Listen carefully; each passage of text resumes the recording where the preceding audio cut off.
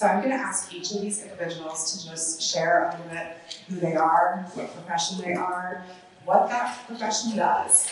And we're just going to meet them.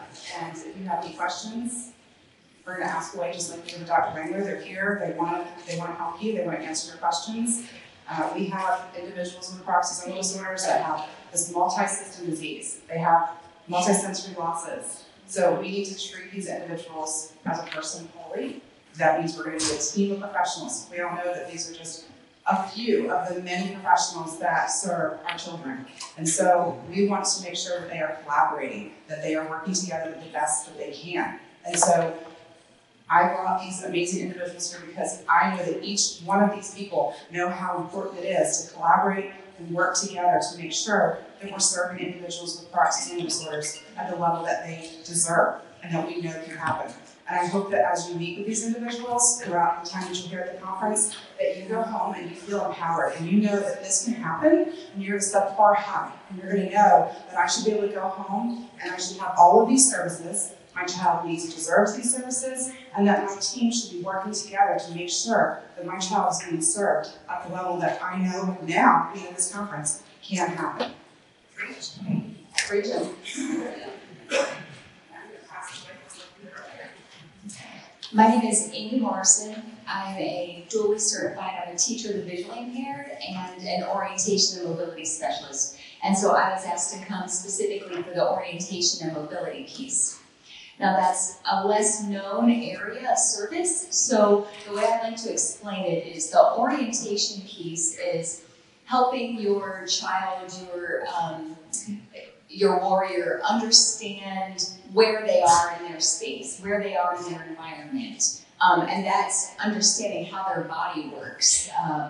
When I move my foot, it hits this thing, it makes that noise. If I move my arm, it does this. So understanding the orientation of their body in their environment, whatever that may be. And then the mobility piece is being able to move through that environment as independently, efficiently, and safely as possible. And so all of that is taken on an individual basis. So every person, their movement might be different than somebody else's. Somebody else might be rolling around or scooching, and somebody else may be walking or crawling. So that's orientation and mobility in a nutshell.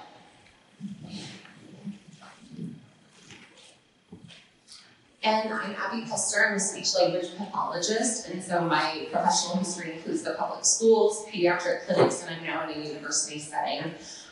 So as a speech-language pathologist, our focus is on communication, and so overall communication, so whether that be individuals that are verbal or individuals that are non-speaking. And so one of my primary roles is really figuring out how each individual communicates, because even though we say nonverbal a lot, oftentimes it's non-speaking. I'm in these rooms all day, they're verbal.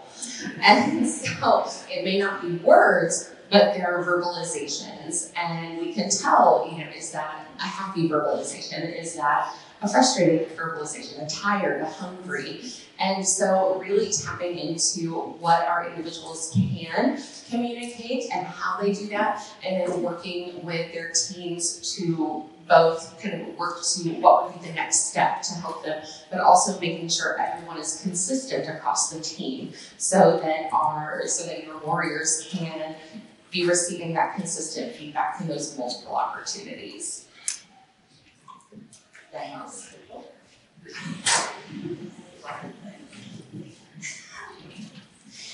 Hi, I'm Nancy Steele, and I'm an educational consultant.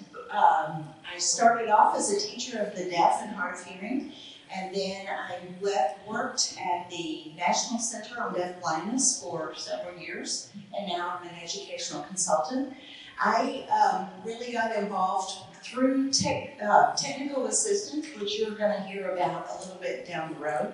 But I worked with several of the warriors in different capacities.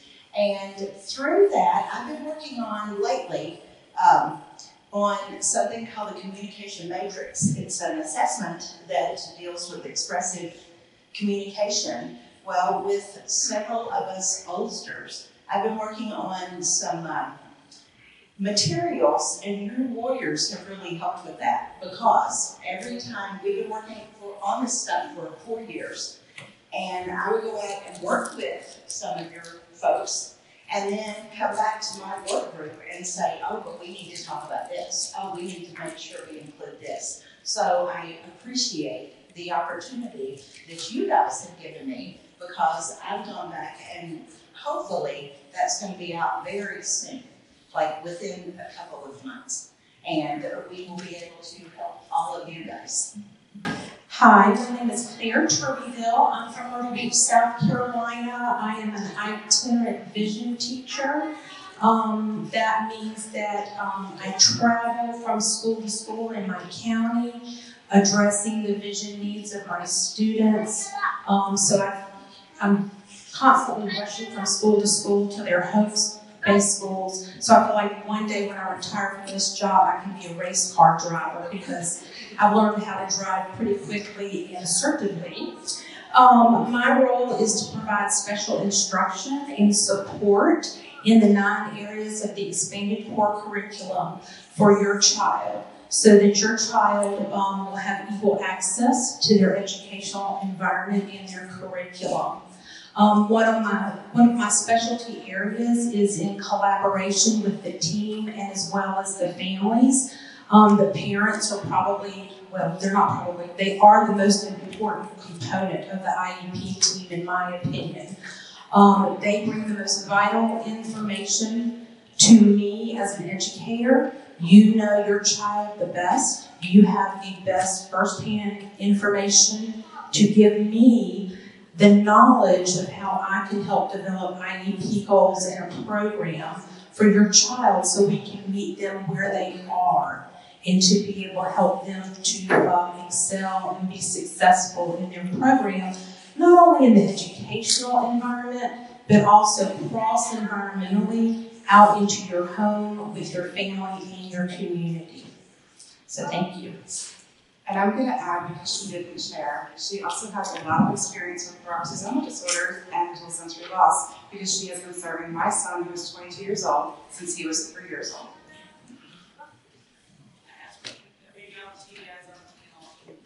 Has anybody, you know what the expanded core curriculum is, and they provide this to you? You guys know what that is? Okay, we might have to go with this series, or just I've got them written down, so I wouldn't have to remember all 9 of them. Okay.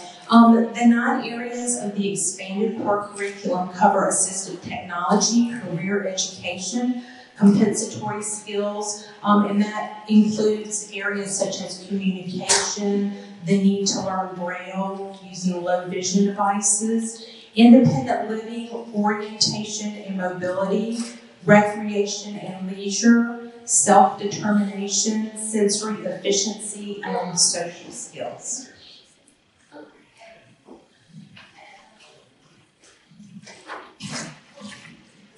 And I just wanted to mention the whole reason the ECC was even started, because they realized that if we push kids through school that have a vision impairment, just giving them the core curriculum, when they get out of school, they're really not prepared to be successfully independent. So they realized we need to teach a lot of other things. If you have a student with a significant vision impairment, there's a lot of other things that need to be taught in order for them to come out of school at the other end truly independent in all different areas. Not just math and reading. Life is so much more. Do they know how to pack and unpack their backpack? Can they use the toilet as independently as possible? Are they able to feed themselves at lunchtime? So, and the technology and the Braille or low vision tools, magnification. So that's kind of why those extra things are in there. Hey, I'm Christy Corbin. I'm a pediatric physical therapist, and typically they call us mobility experts. So my focus is on getting your child moving, whether that's strengthening, improving range of motion, working with the neurological system, sensory system, whatever they need to get them sitting, standing, walking, crawling. We monitor equipment, we monitor orthotics, and educate families about how to make the home a safer place and a place that children can move more efficiently. I've been working with TJ for 20 years. In August will be 20 years, and so he's actually taught me a lot because he's very different than the other child I've worked with, so it's been kind of fun to challenge myself, and he's challenged me. We've learned together, so it's been a great opportunity, and now I'm learning from all of your kids, so I'm really excited. Thanks for having us. And I'm going to add, because we're talking about, it's not just about that.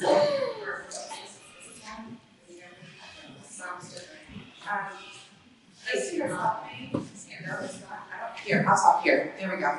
So she also, it goes and expands even more. I think people don't understand physical therapy sometimes. And I've been able to say to her, we're having a little bit of a regression and he's not as strong on this side of the body. Something has changed. I need help driving on in the car. And I don't know how to get him in the car safely anymore. I need help just bringing my back. All of those things are things that you can talk to your physical therapist about. They can help you.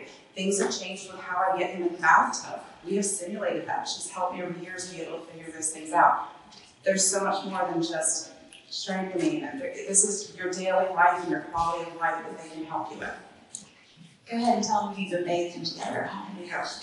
Cast up both legs. So yes, look to these providers and they can help you with things that can really impact your life as a family unit. Okay. Hi, my name is Kate Beals.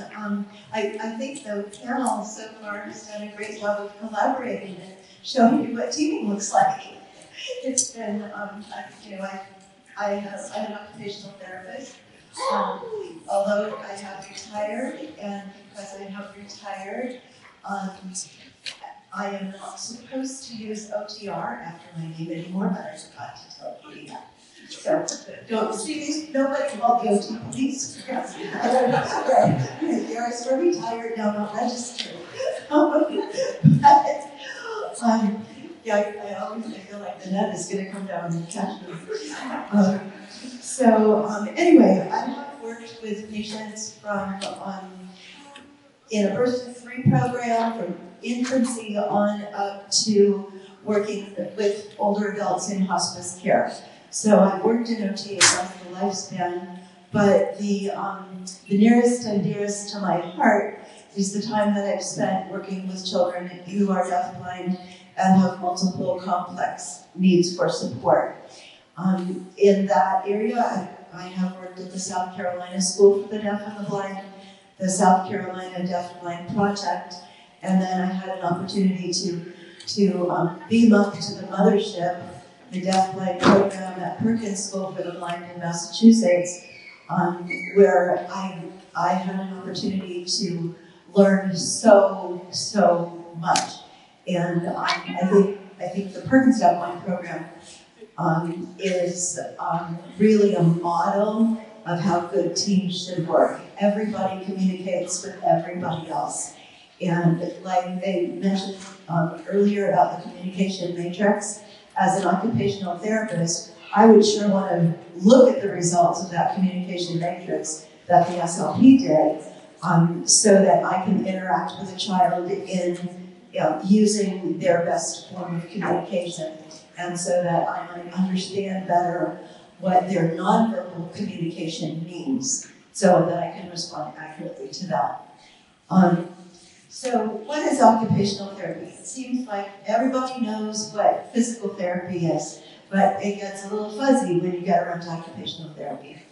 And it is, I think, best described by Mary Riley, who was a famous occupational therapist back in the 1960s. And she described the basic tenet of occupational therapy as that man, by the work of his hands, right? Energized by his will and spirit, can influence the state of his own health. So what that means is, in occupational therapy, the meaningful occupation, which doesn't necessarily relate to a job, but an activity that you're involved in. And that's what they mean by occupation, any kind of activity. That meaningful activity is both the goal and objective, and the treatment method.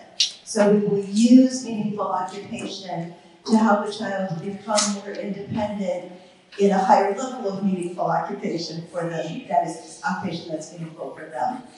So the way I like, people can get confused between OT, PT, and speech. So what I like to say is that the PT will help you walk from one place to another. The OT will help you learn to put your pants on so that you can walk more places. And the speech language pathologist is going to teach you how to say bye to your mom when you go.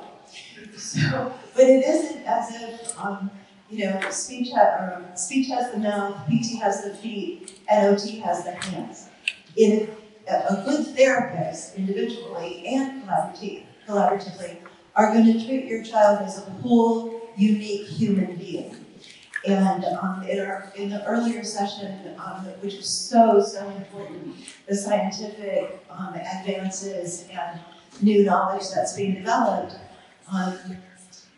we talked about subcellular components of the body, okay? Teeny tiny things that you can't see without a microscope. And all of us as therapists and service providers are going to look at treating all of those billions of cells put together, your whole child, who is unique and special. And we're going to work, OT is particularly going to help them work to be as functional as possible during their play, during productive activities, and both at I was so scared of Katie that I wrote my name down on my notes. I also set my phone with the timer, but I forgot to push the button, so halfway through it. So anyway, we want your child to be as successful and functional as possible at home and at school and in the community.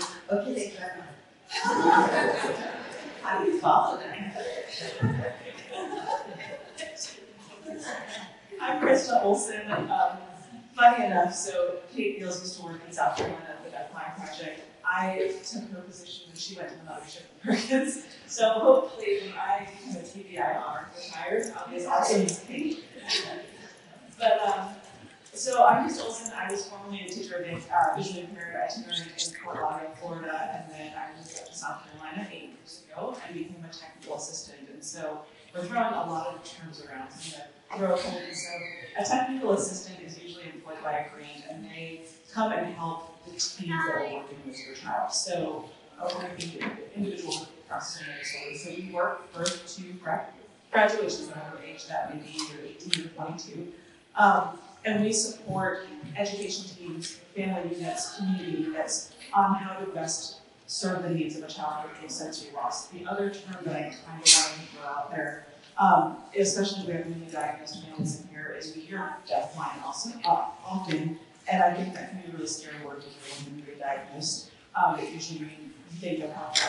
But for our purposes, deafblind means any level of vision loss combined with any level of hearing loss. So sometimes we use dual sensory loss as a little bit of a less abrasive term sometimes. So those are the kids that we serve in the communities, and so we're kind of the ones that might come in and help do some assessments for a team or give some feedback on an observation. I was lucky enough to get multi-connectivity through TJ, of course, because TJ is a celebrity on this panel, but I've been fortunate enough to work with his school team for a couple of years, and so that's kind of what we do as technical assistants. We come and help the adults that work with our kids and help kind of maybe facilitate some of that teaming as well.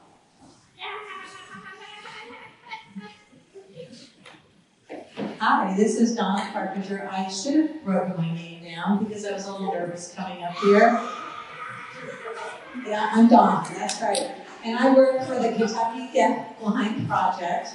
And as Krista just shared, we work with children 0 to 21. And the nice thing is we get to work a lot with families, which is like the best part of our job. And then we work with school teams and we work with community. So just like you all were talking about connections. That's all we do is make connections. I think that's really our job. And every state has a deafblind project. And if your child has a dual sensory loss of vision and hearing, and like Krista said, if you just picture those continuums in front of us for hearing and vision, it's any combination on there. It could be mild, mild, severe, whatever it is. They can qualify for free services by our projects. That's what we're supposed to do. And we're supposed to build teams up who work with that child so that they know how to best serve your children. So if you have any questions, holler at us, because I'm going to give this to Marcy.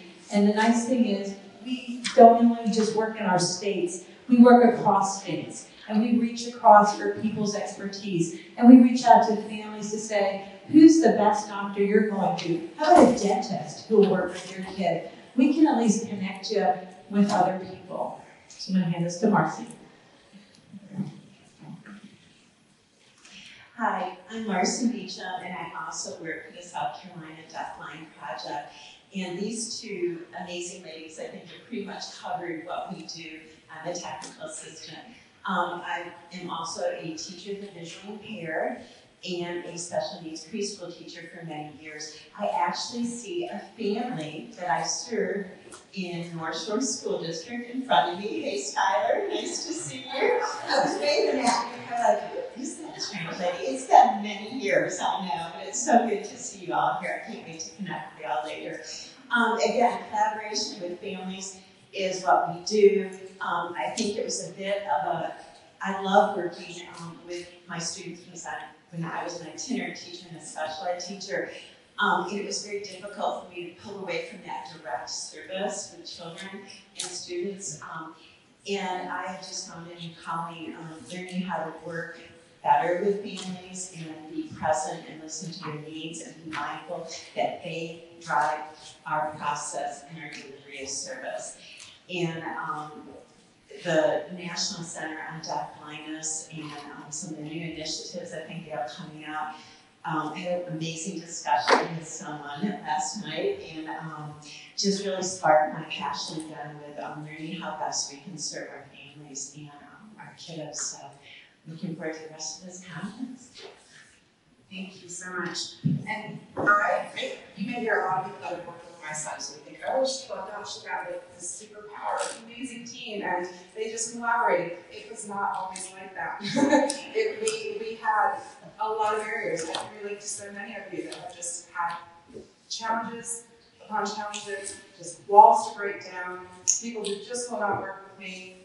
You can do it. It can happen, and that's why I brought these individuals, because they are some of the key people that have worked on teams and watched this process happen. They have watched a team that didn't know how to work together to serve my own son finally get to a place where they were doing what was needed for him, that he deserved, what he had a right to.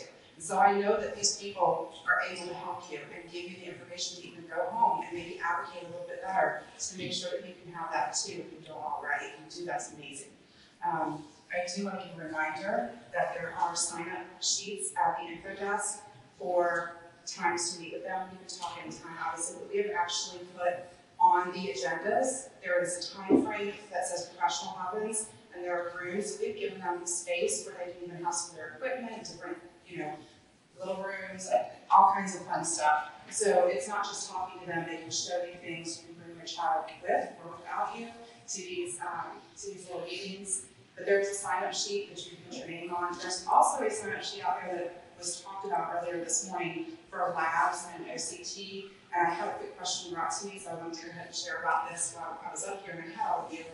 We know, I talk to all of you anyways, I know that you want to meet with the scientists on Friday. We already have that. The sign-up sheet out there that's for labs and OCTs is specifically for that testing. If you are an individual with peroxisomal disorder, or you have a child with a peroxisomal disorder, and you would like to participate in blood work or having a retinal scan, that's what the OCT is, then we just need you to sign up on that sheet. But we already have all the information for the actual meetings with the scientists.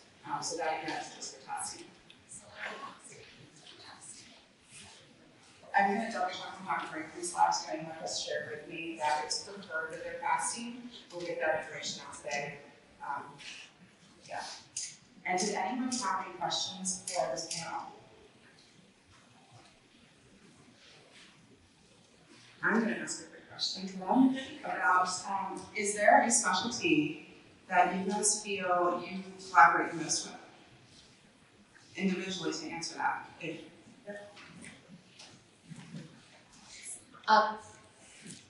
We've been I know.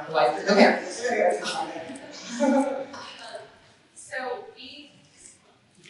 Okay.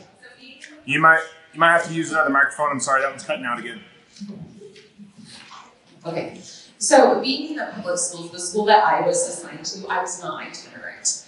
And so I was in that building full time. And so one thing that I did a lot is I really tried to work with our special education team. So whether it was the special education teacher, sometimes more importantly the individual support or even the one-on-one paras that are with your warriors, if they're with them all day, every day, really making sure that I'm supporting them, but also supporting some people if that person needs to be gone. Because I know I got involved with the GFPD, I've been to all the conferences, and I got involved because I worked with a warrior. And when that para was gone, we scrambled. And so making sure there are multiple people in a building, but also I tried really hard to make myself the point person for everyone who was itinerant that came in on that team. I can't do communication without support from a TBI. If someone has vision loss, I can't do communication if there's some core strength issues and we need to do something with positioning. I need to know whether to position my papers, my devices, my pictures, my objects here or here or here or here. And so when we think about communication, and Katie just threw out one of my words, barriers, what's standing in my way? And so, okay, this first barrier, where is their vision the best? What time of day is it the best? I might work with someone in the morning if that's their best time, as opposed to after lunch, which is my worst time. And so thinking about those different things, I think the hard thing with collaboration is people are busy. So we did not have one of the technical assistants from Nebraska working with our team. I didn't even know it existed. And so now I do, but I wish we would have had someone almost to help us drive the car and help organize that piece. Because sometimes someone coming in from outside might have a little bit more luck than me trying to talk to the teacher who's been there for 30 years and I'm 3 years in. And so sometimes just having a point person, whether that be someone in the building, on your team, or even someone like one of the technical assistant documents, there needs to be a point person that's running the plan and saying, who's doing this? When are you doing it by?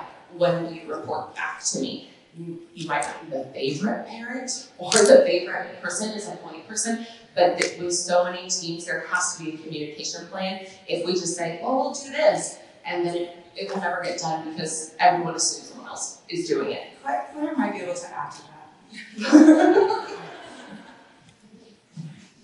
On our team with the Sacra family and for TJ, we developed monthly meetings. We called them like vocabulary meetings, communication meetings, because as a team we were coming together, we were building a schedule where we could key people on the team who needed to be there to help with developing the language, any signs or gestures, what kind of visual accommodations needed to be met. So we were using like the occupational therapist, the special ed teacher, myself as the vision teacher, the deafblind intervener. Just the key people would come to these monthly meetings where we would get together and we would troubleshoot the different new vocabulary that needed to be built in order to expand TJ's communication. So I know for some individuals in some school settings it might be hard to get together on a monthly basis. We also used Google Meets where we would be able to, if you couldn't come and meet in person, especially when COVID hit, we then just developed Google Meets where we would get together electronically through a screen and we would have these meetings, which had its barriers because we didn't have the ability to have hands-on when we were together, because Katie and I would sit there and hand-to-hand do gestures and signs with each other to say, well, is this appropriate? Is TJ going to understand this? So we had barriers, but we were able to overcome those barriers with the constant communication. And it's very beneficial for you as a parent to be in on those meetings as well, because you are the one who can determine, is that gesture, does it conflict with something that we're doing at home? Because whatever you do at school, we want it to transfer to the home environment. And whatever you're doing at home is very important to transfer to the school environment so that it's consistent, it's relevant, and it's meaningful. And if you can't meet those three things, we're not going to be able to help your child be successful. So, and that's why I reiterate again, you're one of the most important people on the IEP team. And you need to know that yourself and to express to your school team and administration that you want to be a part of your child's learning, their education, and their growth. And you can do that in a very compassionate, respectful way, because the educators are going to value you and see the need to have you on the team. It may be a battle at first, but it will happen. It will happen.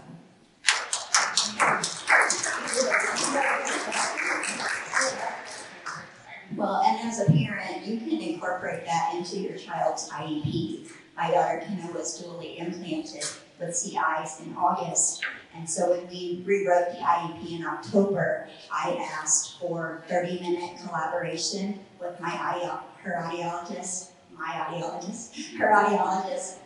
and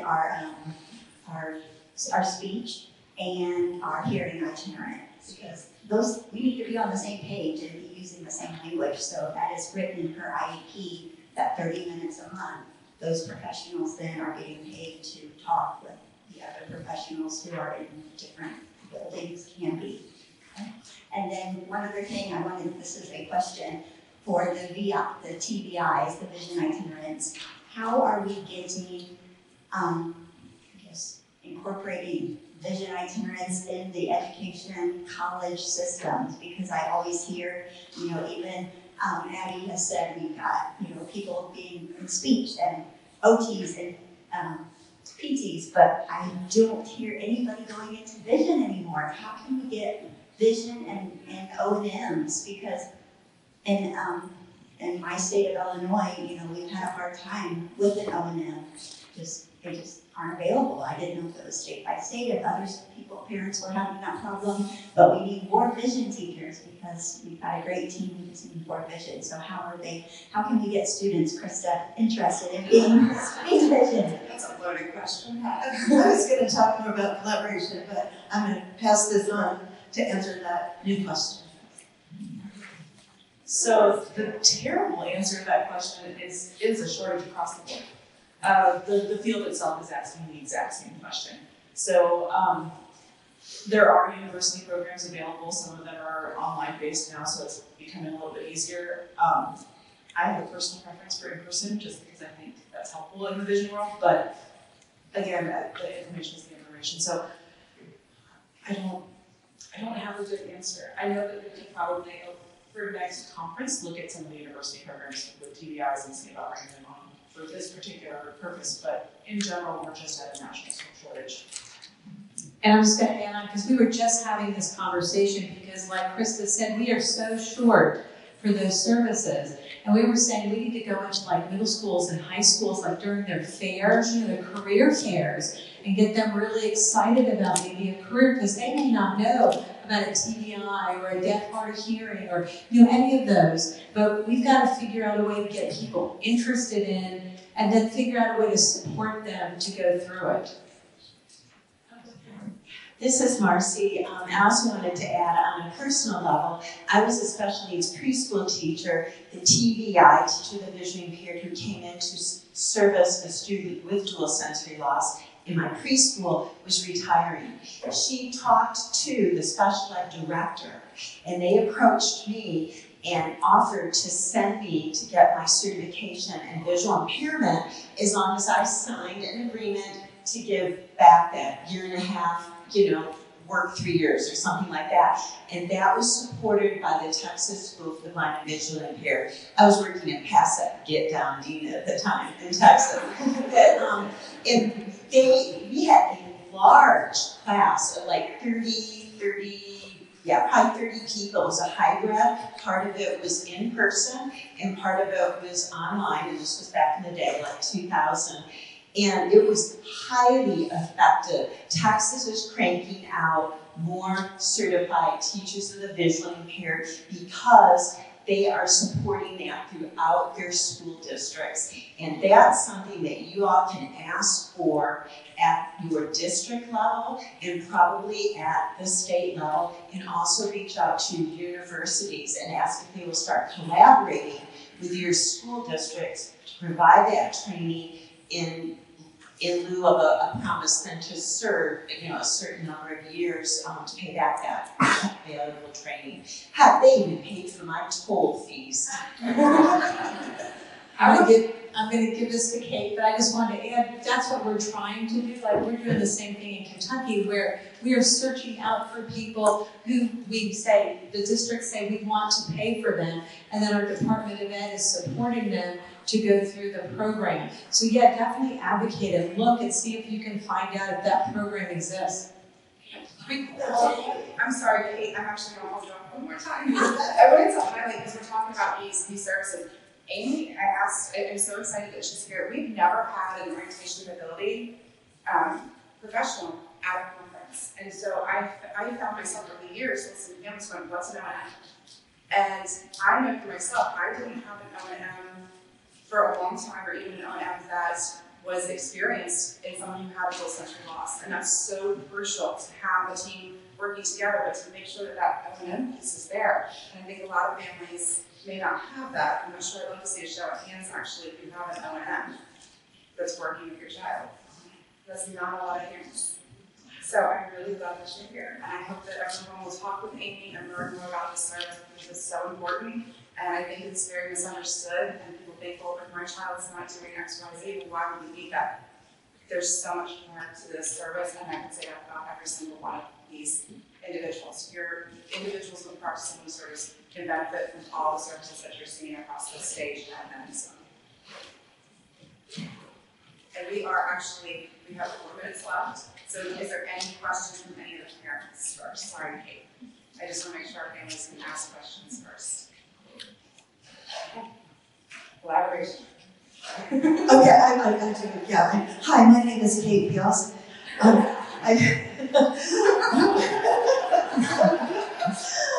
I think we've talked a lot about collaboration so far, in one sense of different disciplines collaborating with one another. And I certainly have become a better OT because of collaborating with people in all of these different disciplines.